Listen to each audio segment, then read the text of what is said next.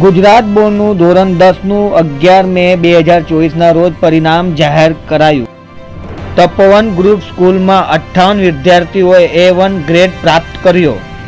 શાળા પરિવાર તરફથી આભાર વ્યક્ત કર્યો. આજરોજ એસએસસી માર્ચ 2024નું બોર્ડનું પરિણામ જાહેર થયું, જેમાં અમારી તપોવન ગ્રુપ ઓફ સ્કૂલમાં 58 વિદ્યાર્થીઓએ 1 ગ્રેડ પ્રાપ્ત કર્યો અને 152 વિદ્યાર્થીઓએ 2 ગ્રેડ પ્રાપ્ત કર્યો છે.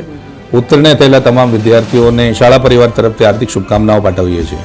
સર, આજે વિદ્યાર્થીઓ A1 ગ્રેડ લાવ્યા છે, સ્કૂલે કેવી રીતે મહેનત કરાવતા અને કેટલું આનું શ્રેય આપશો? વર્ષ દરમિયાન વિદ્યાર્થીઓને નાનામાં નાની ક્વેરી પણ દરેક વિષયના શિક્ષકો ક્વેરી સોર્ટ આઉટ કરાવતા માસિક કસોટીનું આયોજન થતું. પ્રથમ, દ્વિતીય અને પ્રિલિમિનરી પરીક્ષાનું આયોજન, મોડલ ટેસ્ટનું આયોજન, વિદ્યાર્થીઓને પેપર સેટ આપી અને શિક્ષકો નાનામાં નાની ક્વેરી વિદ્યાર્થીઓને સોર્ટ આઉટ કરાવતા. આજના જે સફળતા પ્રાપ્ત થઈ છે એનો સંપૂર્ણ શ્રેય ધોરણ 10ના સમગ્ર ટીમ અને આ શિક્ષકોને આપું છું. વિનોદભાઈ, મારે 99.96 PR છે અને 97.50% છે. કેટલો દરરોજ અભ્યાસ કરતા હતા? પરિણામથી કેટલા ખુશ છો? આ પરિણામથી ખૂબ ખુશ છું અને રોજનો 5-6 કલાક ડેઈલી મિનિમમ વાંચવાના હતા. એમાં મારા પેરેન્ટ્સ બધા, મારા સર, ટીચર, બધા આચાર્યો, બધાનો ખૂબ મહત્ત્વનો ફાળો હતો. કેવી રીતે સ્કૂલ તરફથી સપોર્ટ મળ્યો છે અભ્યાસ દરમિયાન? સ્કૂલ તરફથી ખૂબ સપોર્ટ હતો.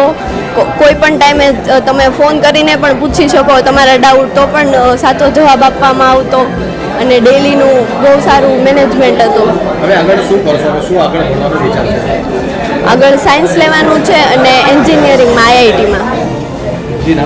ડોગરિયા માહિલ અરવિંદભાઈ. 10મા ધોરણમાં તમારા કેટલા ટકા આવ્યા? 97% આવ્યા. શું કહેશો, પરિણામથી કેટલા ખુશ છો? પરિણામ આ વખતે સારું આવ્યું છે અને ખુશી પણ સારી થાય છે. કેવી રીતે કેટલા કલાક દરરોજ અભ્યાસ કરતા હતા? સ્કૂલ તરફથી કેવો સપોર્ટ હતો? સવારે 6 થી 5 સ્કૂલ જતા હતા, પછી 1 થી 4 ટ્યુશન, પછી 5 થી 8 રીડિંગ કરવા બોલાવતા હતા અને સ્કૂલવાળા શિક્ષકો પણ સારો એવો સપોર્ટ કરતા હતા. જ્યાં પણ અટવાવી ત્યાં અમને મદદ કરતા હતા અને સપોર્ટ કરતા હતા, ગાઈડ પણ કરતા હતા જરૂર પડે ત્યાં. હવે 10મા શું વિચાર છે? સાયન્સમાં એક ગ્રુપ લઈને એન્જિનિયરિંગ કરવાનો. પરિવાર તરફથી કેવો સપોર્ટ? પરિવારે પણ સારો સપોર્ટ આપ્યો હતો. જ્યાં પણ જરૂર પડે ત્યાં માર્ગદર્શન આપ્યું અને મને ગાઈડ કર્યો.